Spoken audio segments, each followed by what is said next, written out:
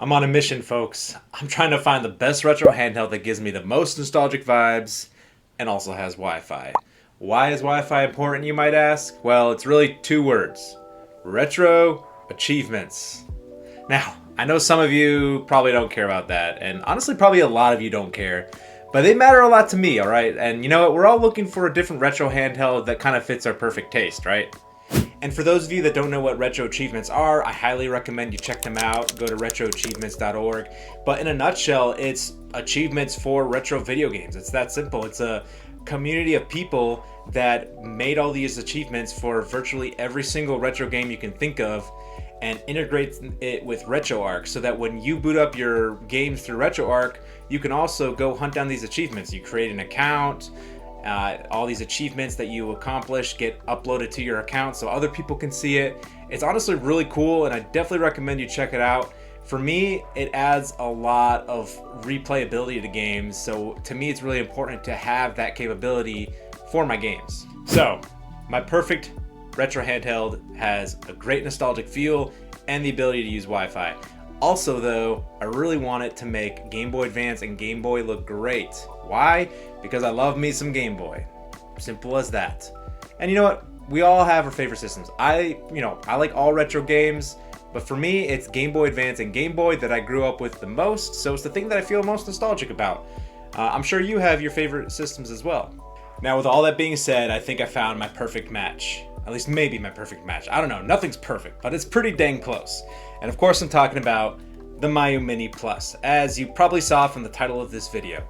I mean, dang, look at this thing. It's just beautiful. And on top of that, it's got Wi-Fi, so I can play retro achievements. Now, this is my third device that I've purchased at this point, so I'm not really like an expert on retro handhelds yet, but I gotta say, I've got an eye for quality, and I'm just a dude that likes to play retro video games. So I put a lot of time into playing these retro handhelds so that I can give you a really good review on them. So, with that being said, I'm going to show you the unboxing and first impressions on this video, what I thought after playing one game so far, which was Legend of Zelda Oracle of Seasons, by the way. So, without further ado, let's get into the unboxing. I ordered the Miyoo Mini Plus on May 31st and it arrived June 12th. I ordered it from Keep Retro, so I was very surprised by how quickly it arrived all the way from China. I live in Texas, by the way. Chances are, if you're watching this video, you're already aware of the original Miyoo Mini and how difficult it was to obtain that system. The Miyoo Mini Plus is a larger version of essentially the same console. And as I mentioned, it has Wi-Fi, which the original Miyoo Mini does not have. Also, unlike the original Miyoo Mini, the Plus is much easier to obtain. From what I understand, this has to do with the fact that it uses the larger screen, which is much more readily available for distribution. By the way, I'm obsessed with the box this console came in. I'm totally not throwing this thing out. And it also came with a screen protector, which is definitely a plus. Anyway, people fell in love with the original Miyoo Mini due to how charming the small size was. But honestly, I kind of prefer the bigger size of the Plus, because to me, it still feels like a really small system. I can't imagine playing on anything smaller than this and still being comfortable. But who knows, maybe I'm wrong. When the original Miyoo Mini is more available, I might end up just purchasing it so I can compare the sizes of the two and see which one definitely feels better in the hands. I'm obsessed with this system, y'all. I mean, do you hear that? It's literally bringing out the y'all from me. I never say y'all. Now I've said it like 3 times. Anyway, it just feels great in your hands. Like when you first pick it up, it's kind of awkward because you pick it up and you're like, how do I hold this thing? And then all of a sudden, you just kind of bring your hands together and you're like, yep, that feels right. Honestly, like it just feels great in your hands. And of course, it looks awesome. I mean, look at this. Look at it. It's awesome. All right. So I had to go with the purple transparent shell. It just looks so good. I mean, in the pictures it looked good, but then when it came in person it even looks better. Buttons feel really solid. Compared to my other consoles, they definitely feel different. I was actually surprised by how different it feels than my other retro handheld consoles. This one honestly feels closer actually to what the original Game Boy felt like with its buttons. This is obviously a really old Game Boy Color, so the buttons have kind of lost their firmness, if you will, over the years, but they still, despite that, have a very similar feel. Maybe that's on purpose. I mean, this game, the Miyoo Mini, does kind of look like a Game Boy, if you will, and they're probably trying to fill that nostalgic itch, you know? Anyway, very solid construction. Nothing is too clicky. And best of all, when you shake it, literally can't hear anything.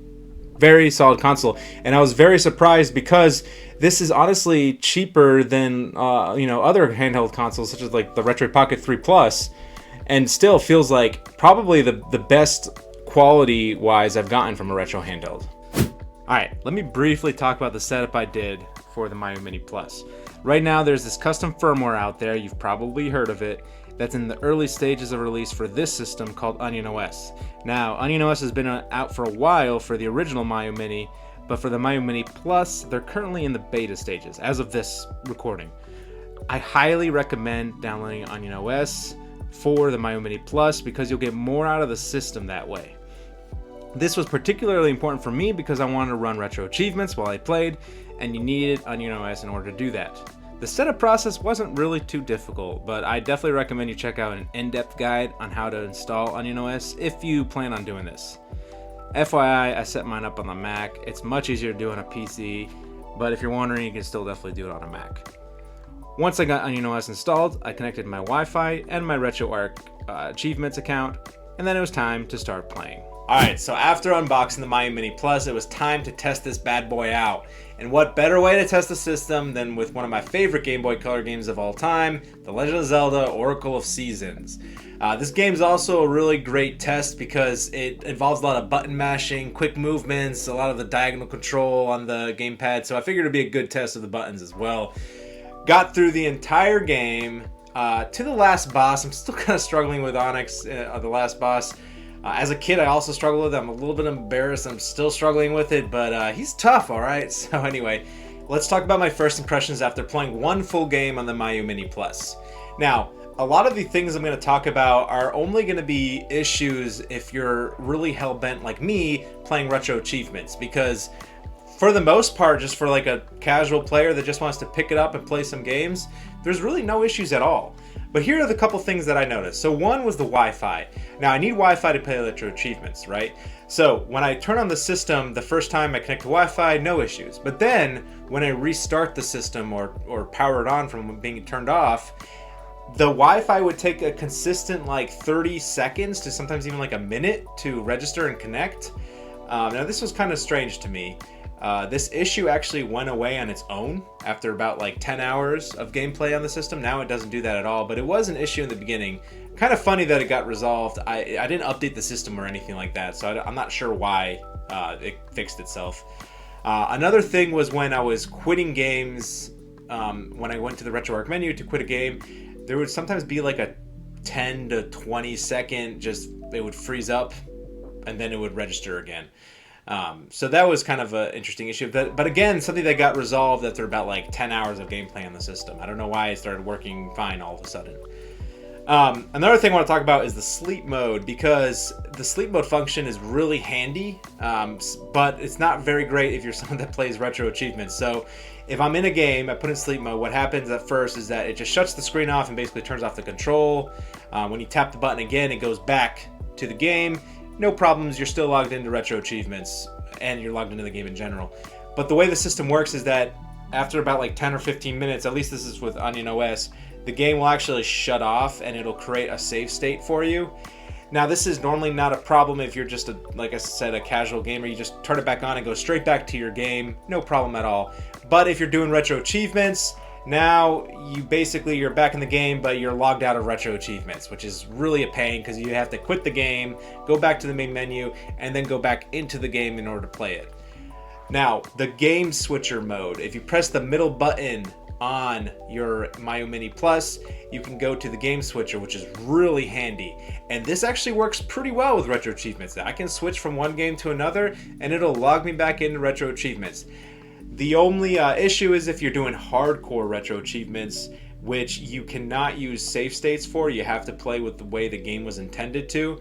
If you go back to a previous game, you're just going to end up restarting it and going back to the main page. So you just got to make sure that you save.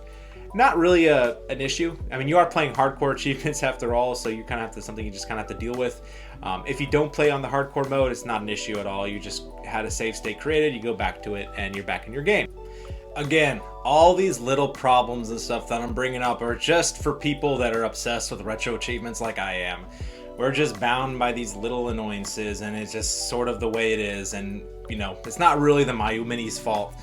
Also, I mean, for the Onion OS, the fact that it's still in the beta mode as of today, and it works so well is like really a good sign in my eyes. Like, I haven't really had any major issues at all with the OS. I'm enjoying it a lot.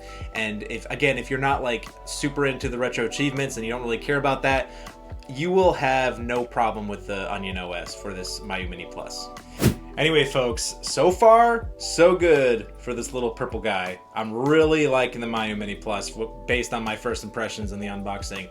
Now, I'm going to eventually post a full-fledged review, but if you are familiar with my channel, you know that I like to put in a lot of hours into a system before I put out the review. So I'm probably going to do like 100 or even more hours of gameplay on the Miyoo Mini Plus, and then I'll have even more to say about this device. But in the meantime, really looking forward to playing it. Thanks so much for watching. Now it's time to go do some gaming. See you later.